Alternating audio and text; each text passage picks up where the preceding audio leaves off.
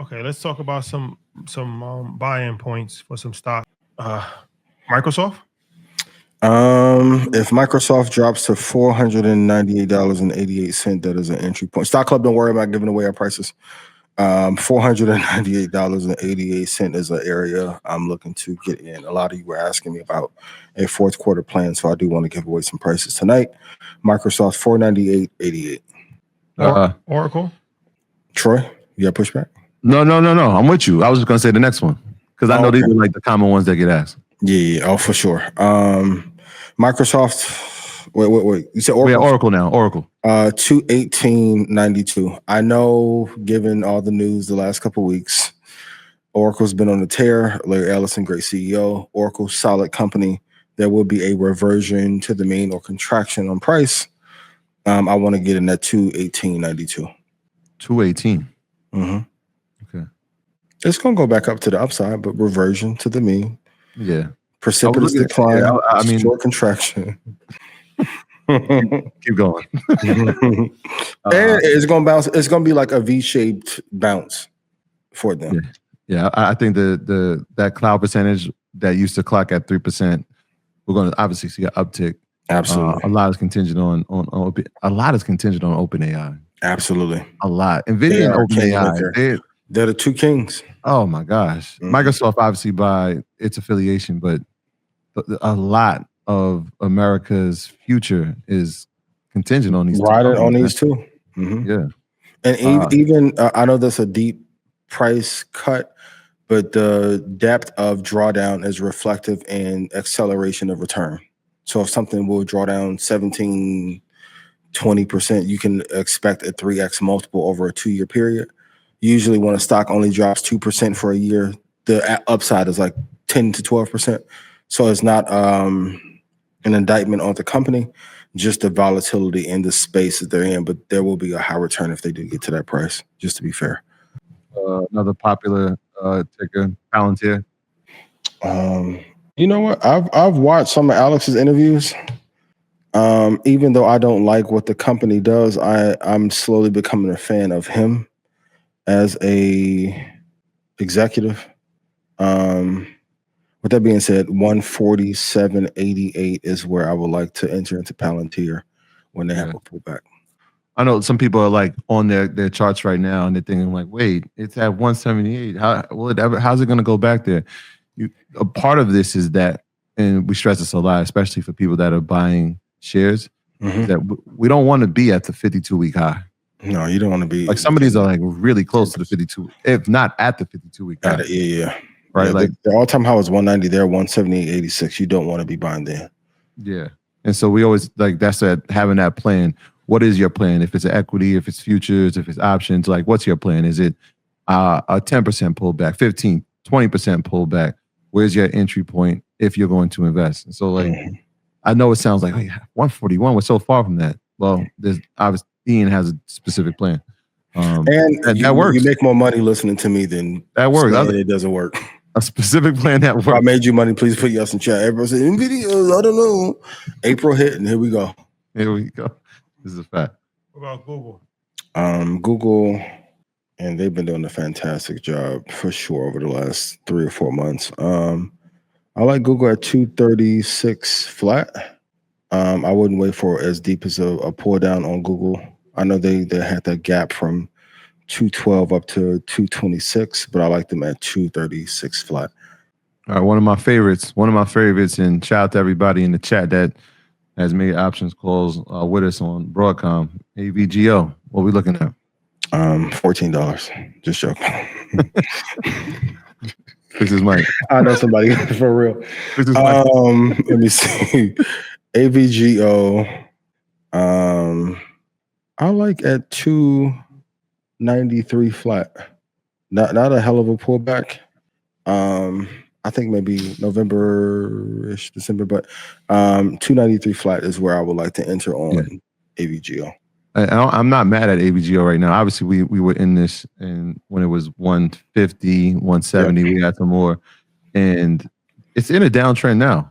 And so, if we're looking at percentages, take where it's at now, where its all-time high was, see what that percentage is, and if that hits that metric for you, whether that's a 15% pullback or 20% pullback, it's starting into those numbers. So I actually like it at that same area. Yeah. If I'm buying shares. If you're buying shares, yeah. And someone asks if you do market or limit order, always do limit order to have higher returns. Oh, absolutely. Yeah. Absolutely. That'll be the market order. Yeah, that'll be the difference when you enter the trade, when a lot of times people are like, wait, I just bought it, it's negative already. Well, you probably bought it at the market price. Yeah. Which is because they can place you wherever they decide to place you. Exactly. Close to a particular price. There you go. Yep. What about NVIDIA? Stock club, don't be mad. But really quick, if you want prices for every stock of where to get in the market, go to eatinvest.com. Please. And join the stock club. If I made you money, please put yes in chat. I like NVIDIA at 163.50. Can we throw a bonus one? Because the chat just keeps saying the same thing over and over. It's interesting that I originally had that in the notes, and then I kind of was like, I know people are going to ask for NVIDIA, but originally it was Robinhood. What do we think about Hood? I think, hold on one second. More importantly is end of year target opposed to entry, but I'll do both. If I was to enter a new position in Robinhood, it would probably be at 116.55. A hell of a year for Robinhood. Kudos to Vlad. They have a chance to potentially end the year at 161.83.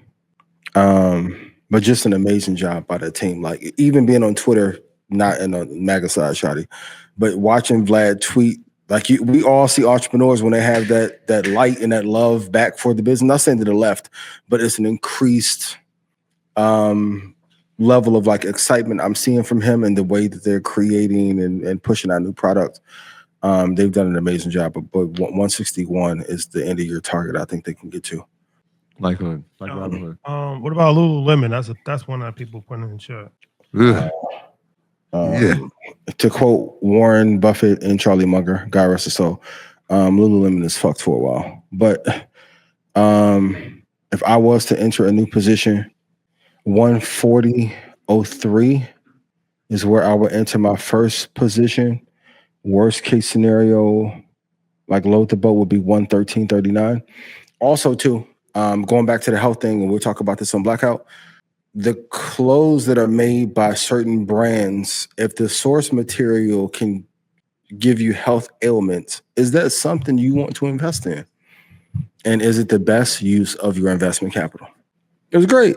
Aloe wiping Lululemon down. I can go to a bunch of brands. Just from brand standpoint, that if you ask most, do you want this or that?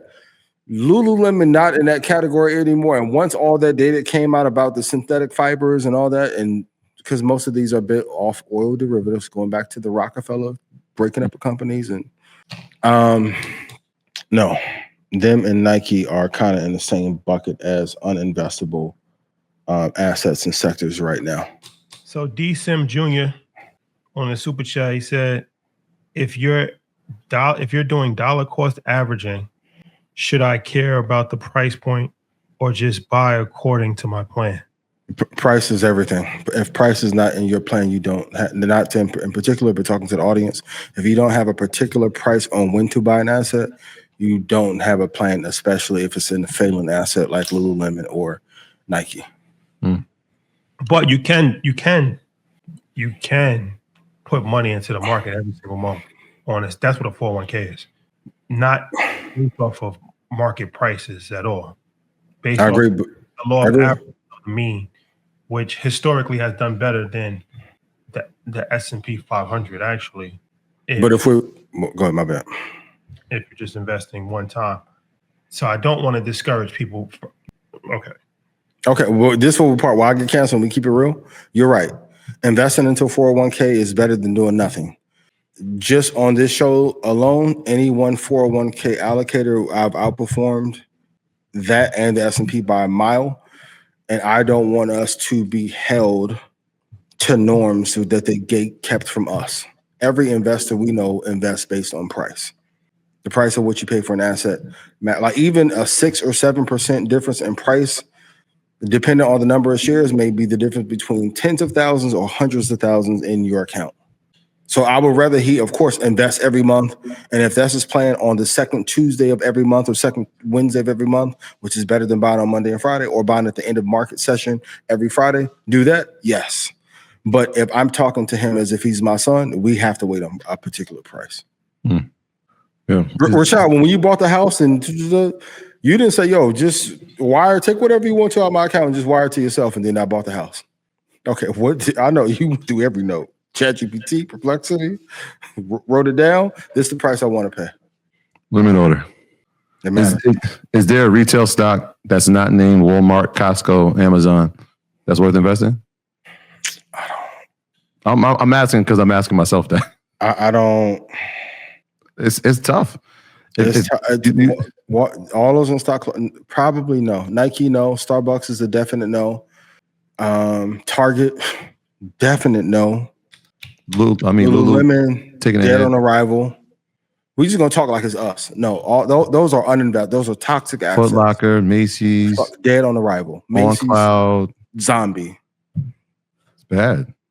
And retail is one of the cornerstone investments of America. If that shit is failing, it's an inkling and canary in the coal mine for what's happening to the broader economy. Dollar Tree is a hedge in the retail space from when the market is not doing well and Dollar Tree is underperforming. It's tough. It certainly is. Dollar General getting wiped down. You know what? Somebody put in the chat, Ulta Beauty. Ulta Beauty has rebounded. We got to give yes. Ulta Beauty has rebounded. Yeah. It had a crazy since April for sure. Yeah, April. A lot of things have changed. Yeah, that was a good one. Ulta. But are they better than best use of capital? Is it better than Amazon, Walmart, Costco? You can argue niche specific Home Depot. No. If I gotta determine my livelihood off setting spray and lashes, no, I'm fucked. I like Ulta, but no. These are just jokes written by 85 South. But no. Nope. The light beat won't lead to liberation. These are just jokes. Shout out to Ulta.